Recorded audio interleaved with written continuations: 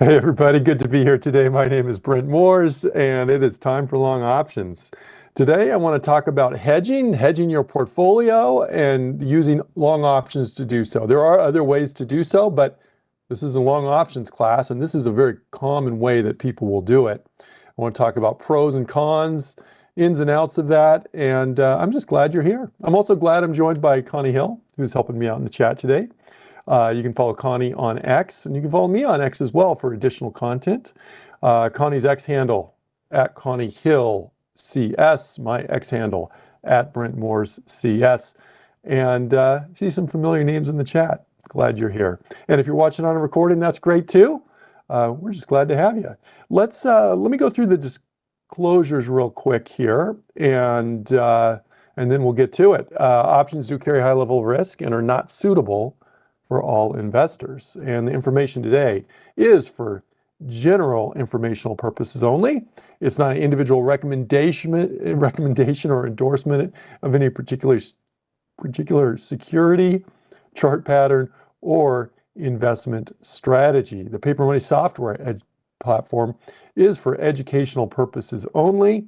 There's no guarantee an execution of a stop order will be at or near the stop price. All investing involves risk, including potential loss of principal. Past performance of any security strategy does not guarantee future results or success. And everything I'm going to go through today is not a recommendation. It is an example. Okay, so we're just going to go through example purposes today. This is the S&P 500, and if you have not been paying attention, it's been very strong. In fact, that, my friends, is an all-time high right there yesterday on the S&P 500. You'd see if we charted the NASDAQ, it would look quite similar. Dow's lagging behind a little bit. Russell 2000's lagging behind a little bit, but the point is, the market's very strong right now. And there's a tendency of traders, when the market is strong, to think everything is going well. And then, of course, when the market kind of goes down a long ways and crashes, then you start to worry about it. But there is a sense that you should put hedges on while you can, not when you have to. Okay, put hedges on when you can and not when you have to. Now, I'm not telling you, I don't know where the market's going. The market may continue up for a very long period of time. But the problem is, by the time the market drops significantly, we've seen some pretty big market drops. We saw some back here. If we start to add hedges on down here, then not only have we missed a lot of the move, but implied volatilities are going to be higher at that point too. And when you're doing long options, that's just one of the things with long options is they're vega positive. So if implied volatility is already up high, it's not as beneficial as if implied volatility is lower when you are starting out. Okay, so we're going to get to that in just a little bit. I want to talk to you about the pros and cons of hedging a stock or a portfolio. I want to go through hedging examples, and I want to possibly throw on another trade here in our portfolio in addition to the hedges. We're going to do that, and as you have questions, feel free to type in those questions in the chat between Connie and myself. We'll do our best to help you out. You know, I think last time I taught, I think I was out last week, but the time before, I talked about the different kinds of trades we typically do in this class. So, we talked about swing trades and then kind of trend trades and then longer term trades. One thing I left off, I realized as I was preparing this lesson today, is I didn't even mention hedges. Hedges are kind of a key thing that people do with long options there. You can hedge either a individual stock position. We go to the monitor tab. I have long stock here.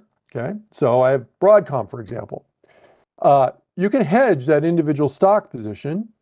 Maybe you're worried about an earnings report that's going to come out. Or maybe you see, oh, I've made, this stock, we've done pretty well on this. I want to help protect it. Those may be reasons to hedge that. You can hedge a whole portfolio. And maybe I want to, I don't want to put on a long put on AVGO, Broadcom, and Bank of New York Mellon, and down the list, but I want to do one security or index in this case that is going to help hedge the whole portfolio. That's certainly a possibility as well. So you can do either, and I want to give you an example of either. But let's first talk about, for those of you who are maybe not quite as experienced, with what I mean by what is a hedge. What I mean by a hedge is this. A hedge is a trade that we're going to look to add to a portfolio that is going to help offset a loss if the portfolio goes down, okay, or the stock goes down. This additional trade that we're going to look to add to the portfolio is going to help offset a loss that we would otherwise incur. Now, doesn't mean it's going to completely wipe out the loss, okay, and that's not what our goal is going to be. Our goal is to minimize that loss. So I'm going to give you examples of this, and I think you'll see how that works. But that's how you do that. Now, you can do it when you're particularly worried about something, or maybe after a big run-up.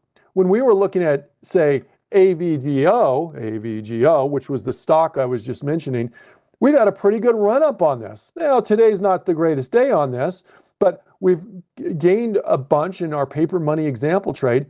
Maybe we want to put that hedge on now.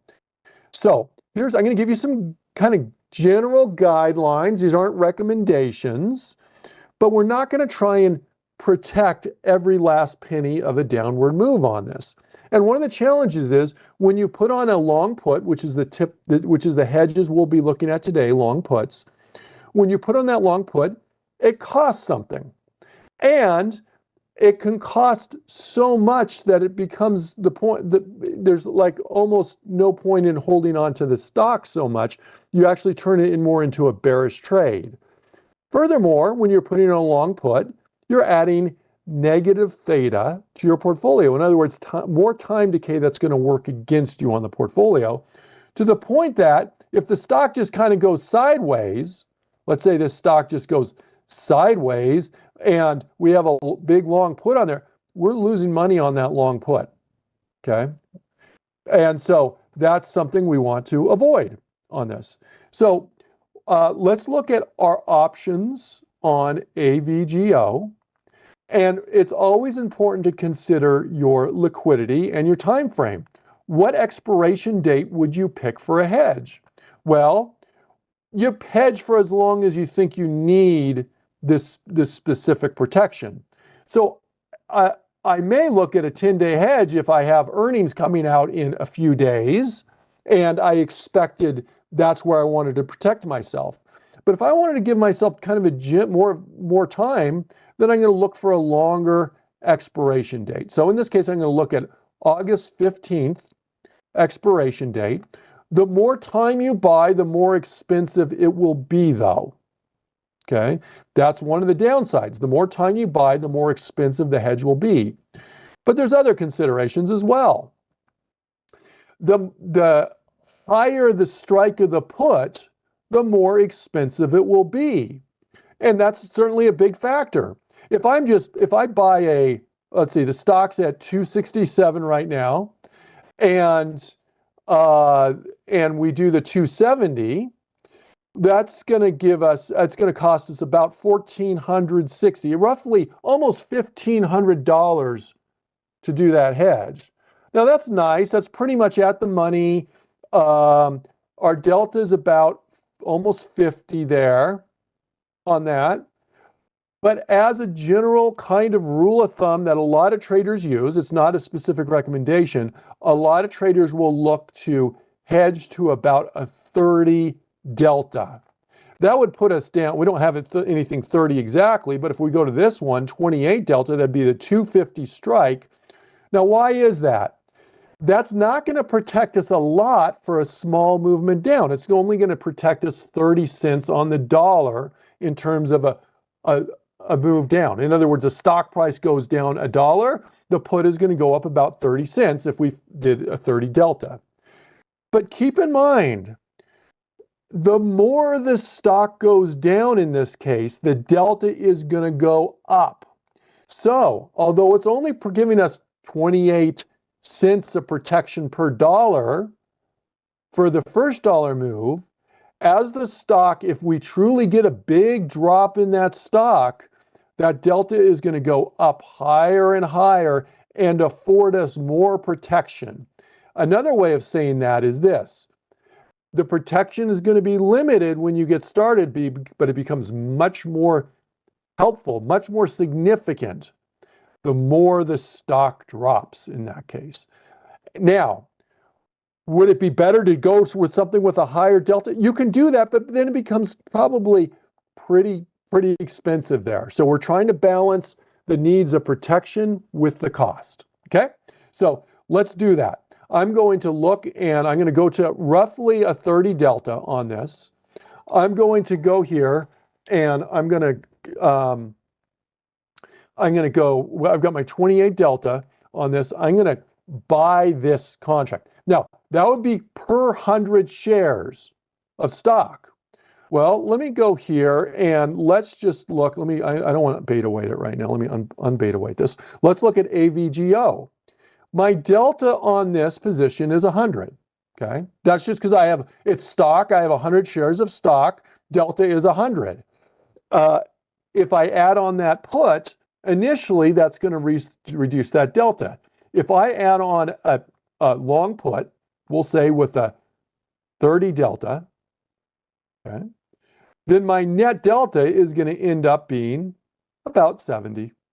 Okay, that's going to be my net delta on this after we do this trade. And you go, well, that helps us a little bit, but the more the stock goes down, the delta on the stock is still going to be 100, but that delta is going to be higher, and the net delta then is going to go down to 70, 50, 30. It just depends on how far it goes down. You see that? Okay, so let's do that. Let's do that trade. Now, I have 100 shares of stock. If I had 200 shares of stock, basically what I do is I take the delta and multiply it by 0.3 using this methodology, and that's going to give us the approximate delta that we want. So if I had 200 shares of stock, 200 times 0.3 is going to give me about 60 delta. And so that's what we'd be looking for. But in this case, I have 100 shares of stock.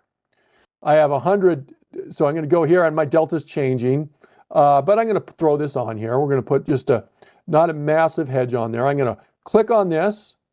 I'm going to go and I'm just going to, just one contract, and I'm going to confirm and send. And I'm going to put this in the long stock, so hopefully it'll match up with my other, and we'll click on send there, okay? Now, there's a question in the chat, which I'm going to answer there from Frankie. I appreciate your questions, everybody. So here's the net position, and you can see our net delta is about 72 right now. So we've reduced that. We've hedged the position a little bit. Frankie says, does it make any sense to sell a covered call to reduce the price of the protective put? Okay, so that's a great question. So what you're talking about is basically doing what we call a collar, okay?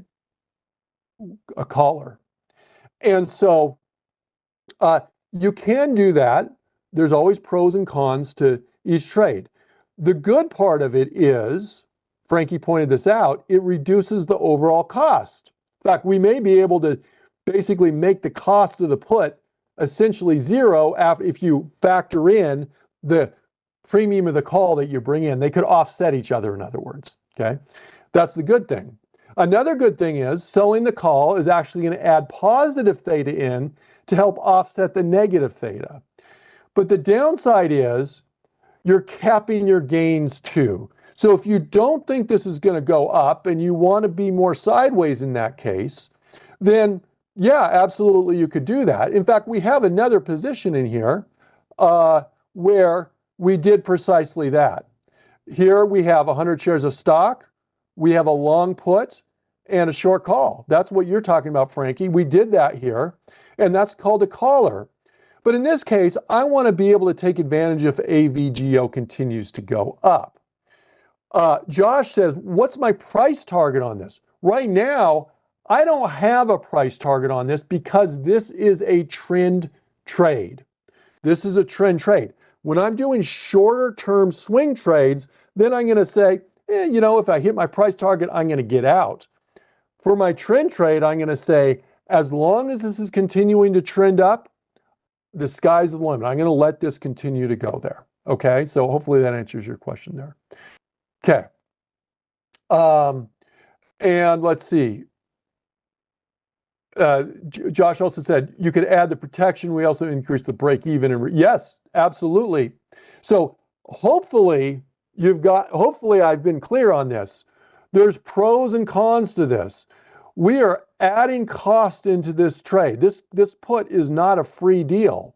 It cost us $655 for that put. Well, that may sound like a lot. Well, that maybe is a lot, but we've already made $3,000 on this trade. So, maybe it's worth it, maybe it's not. We're also adding a negative theta there. So there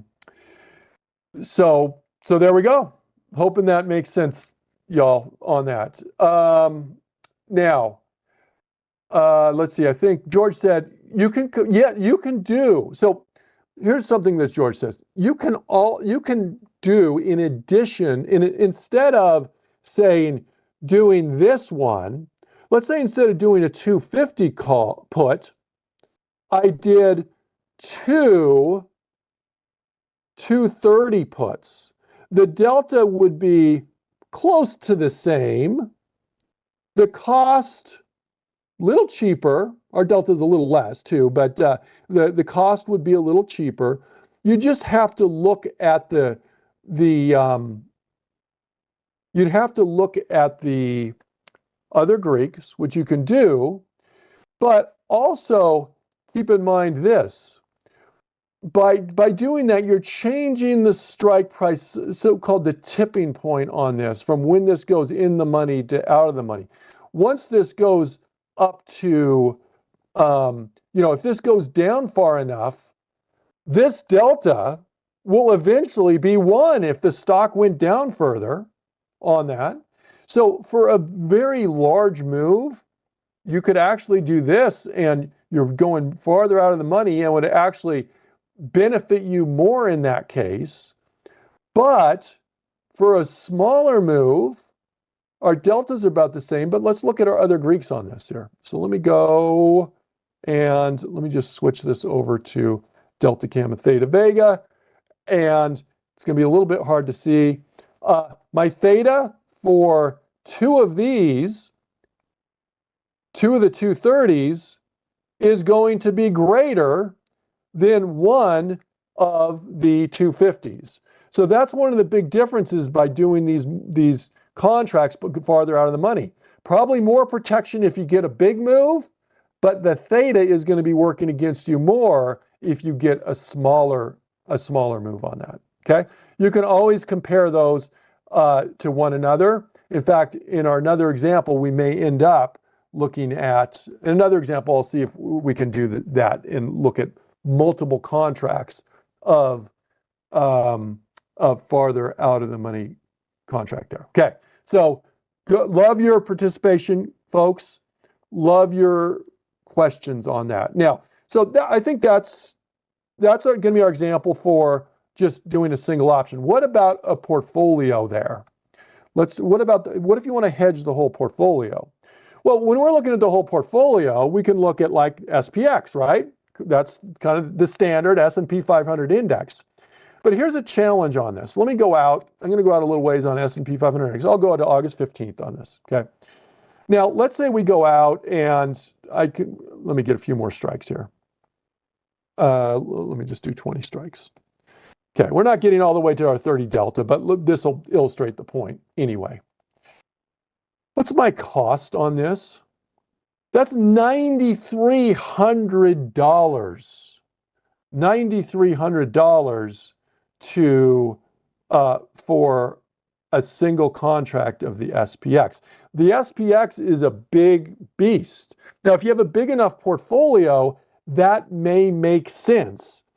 But for smaller portfolios, that's not really what we're looking for. But imagine this. You're in a car and you're driving a certain direction, okay? And we want to slow down a little bit. Yeah, a little bit worried about our speed. There's a corner coming up and a curve coming up. We want to slow down a little bit. We hit the brakes. Well, we don't, we maybe take off the accelerator. We hit the brakes lightly. What we don't do is we don't slam on the brakes and throw it in reverse. If you have a small enough portfolio, if you're trying to hedge with the SPX, that's kind of essentially what you're doing. You can turn that portfolio, which we're still trying to keep a bullish portfolio, and actually just flip the bull portfolio completely around to the point that it's a totally bearish portfolio. So there may be alternatives that you look at instead of the SPX. And one way to do this is to talk about one kind of necessary component of this is to mention beta weighting. Now, I did a webcast. I'm not going to go into as much in-depth on this today as I have in other sessions on beta weighting.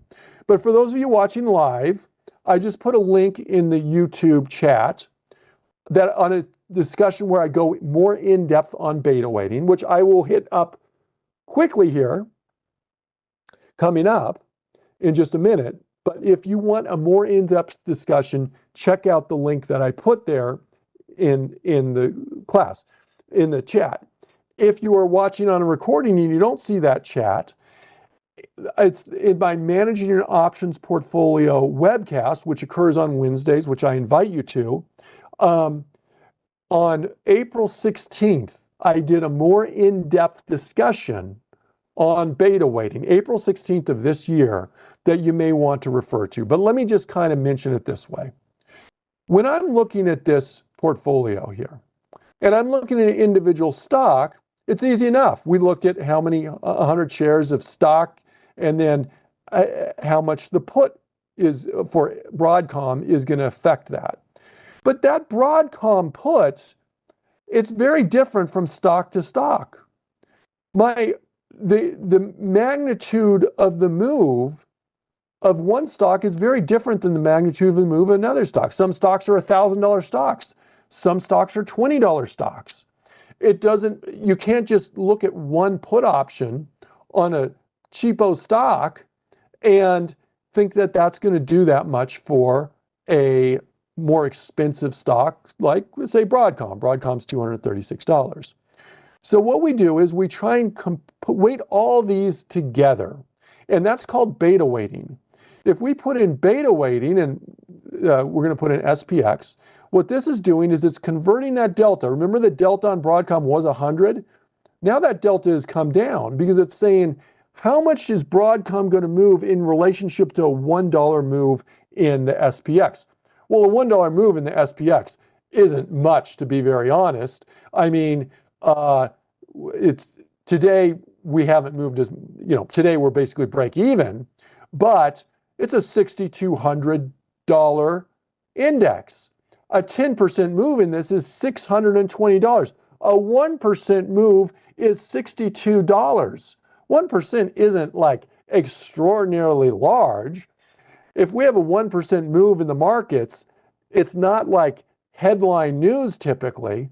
So that is, that's what that's saying is the deltas are much lower in this case because each dollar move is going to have more impact on that portfolio. That's why the SPX is such a big beast here. My overall portfolio for my stock portfolio, which is what I'm talking about here right now, my overall delta on that is about 14 and a half.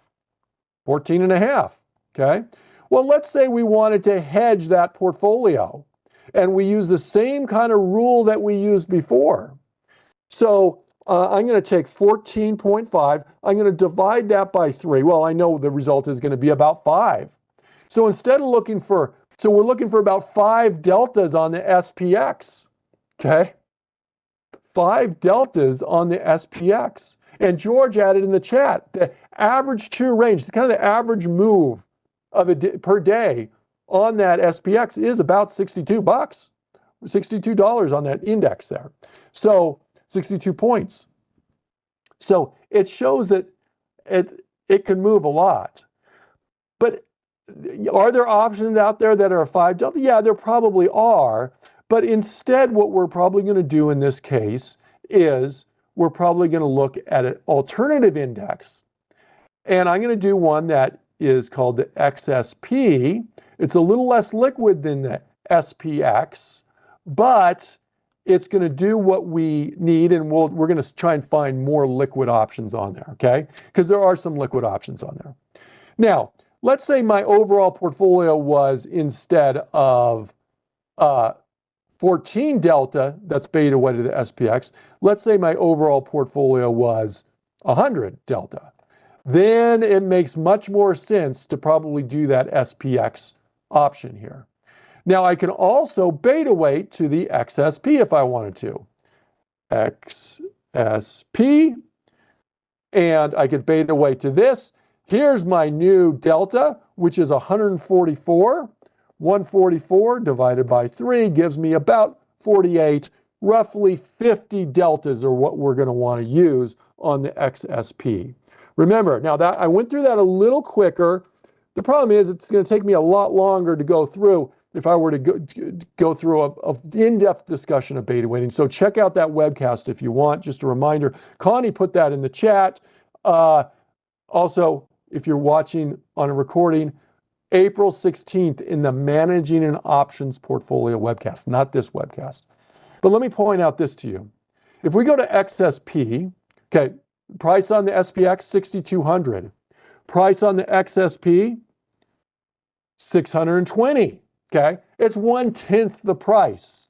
If we go to an option that's similar, instead of that $9,000 option, it's about a $900 option. For a lot of portfolios, this may make more sense, and that's the example I'm going to use for this portfolio. Now, I could go to, say, the 605. Yeah, absolutely, we could do that. I could go down to the 600, or let's see, let's go down to, if I go out to like the 586, that's about a 17 delta. So I could do two of those for, we're trying to get to a 50 delta. I just messed that up. We're not trying to get to the 30. We're trying to get to a 50 delta because our overall portfolio delta wasn't 100. Our overall portfolio delta was close to 150. So remember, we're doing about 30% roughly of the overall portfolio delta. So I'm going to go to that 50. So I'm going to go to about the 600 strike and do two of those. This is to George's point. We may do multiple contracts. If I do two, that's going to equal a delta of approximately 50. Okay.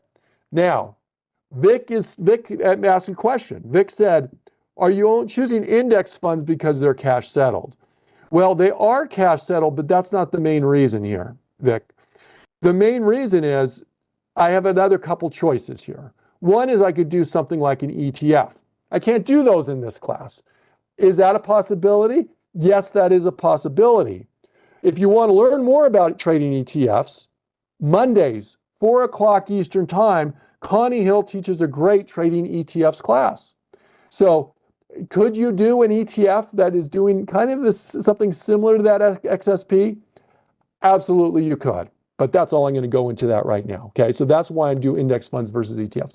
Why am I doing it versus an individual stock? Because I want something that's going to beta weight to the whole pool. That's going to be more akin to the whole market than an individual stock that is going to have individual stock risk. I mean, you can beta weight, Procter & Gamble to the overall market, but that doesn't really help you much if Procter & Gamble has a bad news story that hits you hard on that. Okay, so that's why there. So good question. Glad you brought that up. Something I probably should have mentioned before you even brought it up there. Okay, so I'm going to do two of these to try and get myself to about a 50 delta, because remember, our overall portfolio is roughly, I'm rounding here a little bit, a 50 delta, 150 beta weighted deltas to the XSP. Okay, and Vic, that makes total sense there. Total sense. Can't do ETFs in this class though, okay? Let me go here. And so here's what I'm gonna do. I'm going to buy 2 of these. I'm just gonna adjust my quantity up, 1, and I'm gonna confirm and send this. Now, just because this is an index option does not mean that it's safer than an individual stock. I mean, in theory, this could go down in theory to 0. Probably pretty unlikely, but there we go. Max profit, max loss, ignore this, okay? Ignore this. Because number one, realistically, this max profit is assuming the index goes down to 0, which is highly, highly, highly unlikely. And number two, this is just offsetting some of the losses that we would be taking on the rest of our portfolio there.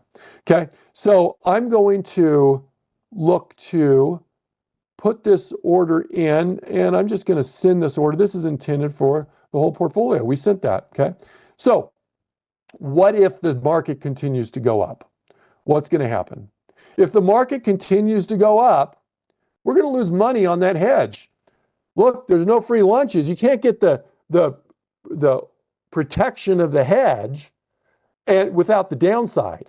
That's the downside. But if indeed the market, if indeed the market has, we're at all-time highs, we've had a good run, maybe there's a lot of uncertainty in the world. If the market takes a little bit of a tumble, we'll probably lose money on our overall portfolio, but this will probably be less. Likely it'll be less because of the hedge we just put on there, okay? All right, now let me just check time. Okay, we're doing good on time here. I wanted to show you both of those, and I also want to add on another trade here to this portfolio. But any other questions right now are absolutely welcome, everybody. And so let me just look at this real quick. That should be just in our unallocated. Here's XSP, and we can see our theta there on this trade is 22, negative 22. So there's a time decay element. That's affecting the portfolio. So just be aware, that's another downside on this. Oh, one other thing on XSP. Most SPX options are pretty liquid. I intentionally went to this monthly contract. Let me bring up open interest here and show you, okay? Here's open interest. On the contract we did, open interest is about 217, okay? That's fine, a couple contracts. We did a couple contracts, there's 217, that's fine. Look at the bid-ask spread, about 13 cents. But if you go out here and just pick, say, some of these, what you're gonna see is the open interest is pretty scant on some of these contracts. Now, the bid-ask spread isn't terrible because there is enough market interest in these, but just be a little aware of these. Sometimes you will see wider bid-ask spreads on them, on XSP. So there's pros and cons. So just wanted to point that out to you. Okay, so that's hedging. Now, question that I often get. Should you hedge? Should you just constantly keep a hedge on in your portfolio? For most traders, and I'm not going to give you a definitive answer on this, but let me say this. For most traders, their portfolios, we have a positive delta. We're bullish on the portfolio as a whole. Okay, great. And the reason is because over time, historically, the market has gone up. That's no guarantee of the future, but historically, the market has gone up. And that's why people invest in the market. And since a hedge is putting a negative factor in the portfolio, over time, if the market were to continue to go up, your hedge would tend to be a loser over time. Now, over individual periods of time, it can certainly help a portfolio significantly.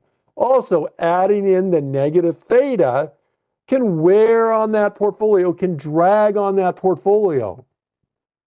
So the answer is a lot of traders choose to put hedges on during specific periods of uncertainty, think of an earnings report, or maybe there's something that Congress is doing that you're like worried about or something like that, debt ceiling limits or something like that. Maybe that gives you, or maybe there's some geopolitical concern you have. That may be a reason to hedge. Another reason to hedge, maybe you think the market's kind of frothy. It's had a big run up and it's time to add some downside protection on there. Okay, so there's that. So the answer is most traders elect not just to have a permanent hedge in their portfolio, but that is not an exact recommendation. I was looking earlier today at Starbucks and I was thinking, when we talk about entries in this class, so I'm kind of changing out of hedge mode to just normal long call mode here.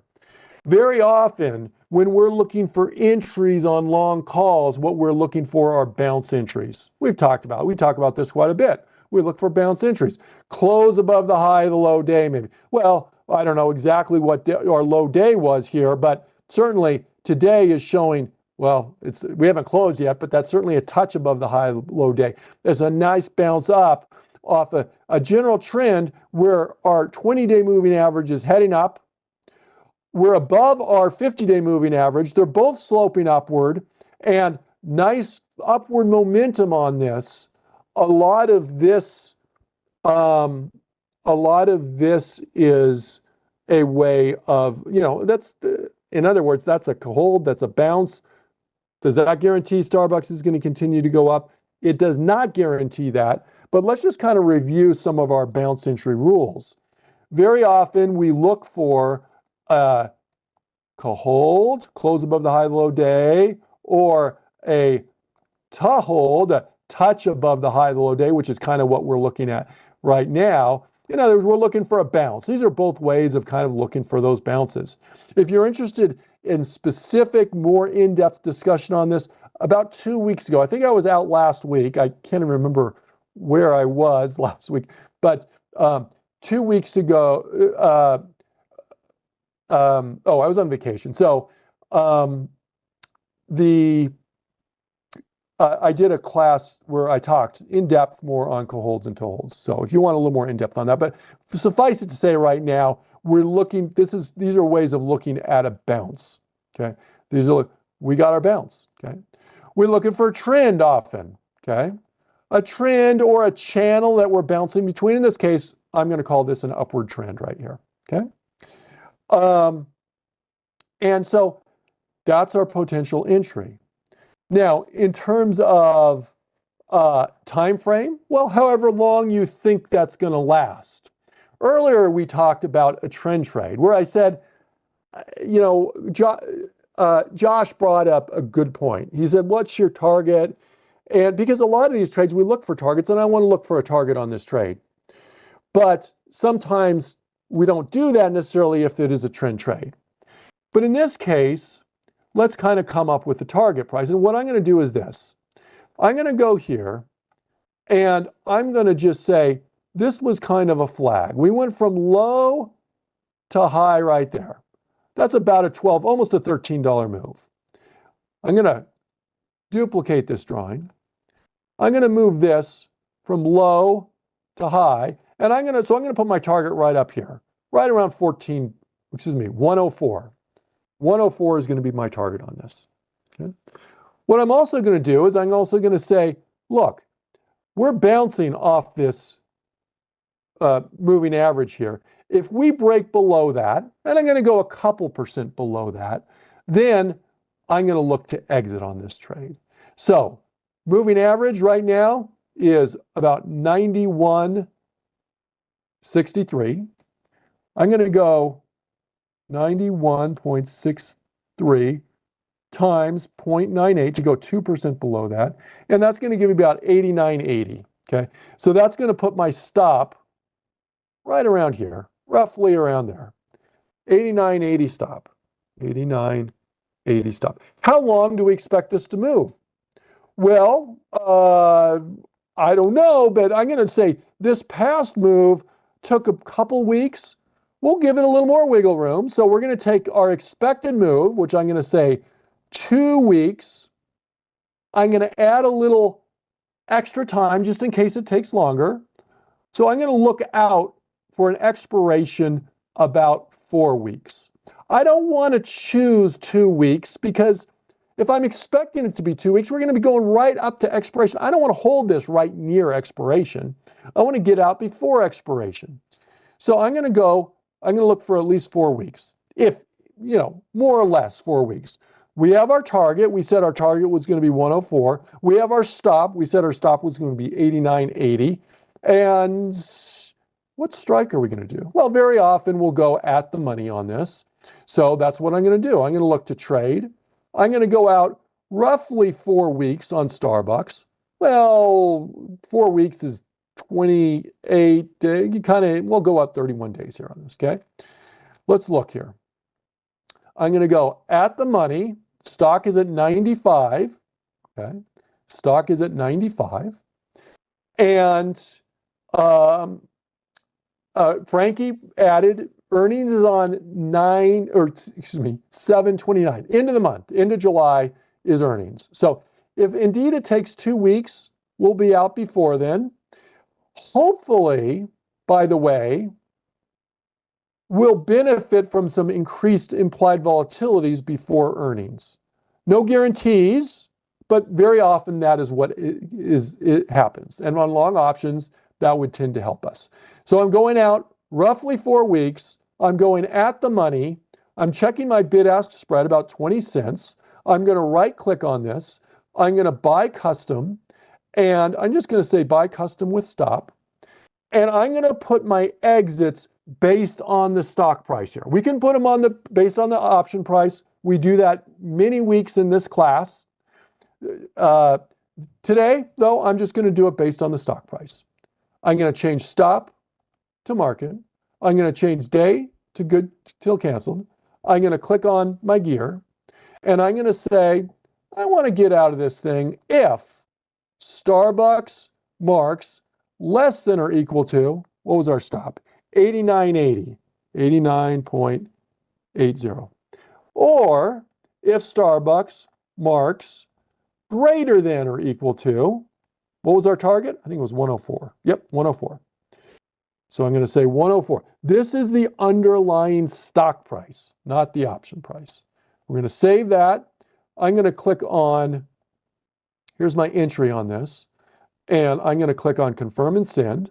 I'm going to put this in our long single options bucket there. And I'm just going to review this, make sure it makes sense. We're buying a contract of the August 1st, $95 call. We're going to sell if the stock goes below 89.80 or above 104. Okay? And if it makes sense, then what I'm going to do is I'm going to click on send, and we filled. There's our order right there. Okay. All right. So we added another trade in there, but really that wasn't the focus of this webcast. The focus of this webcast was hedging your portfolio. We talked about when, what it is, why we would do it, how to do it, both on individual stocks and on for a portfolio as a whole. Coming up next, we have getting started with technical analysis. Barb teaches that class. She may not be in today, so we may have a sub on that. Actually, Cam is teaching that class today, I think, if I'm not mistaken. But hey, I want to thank you each for taking a little time out of your day joining me. I want to thank Connie for helping me out in the chat. Hope you all have a great rest of the day, and we'll see you same time next week. Bye-bye, everybody.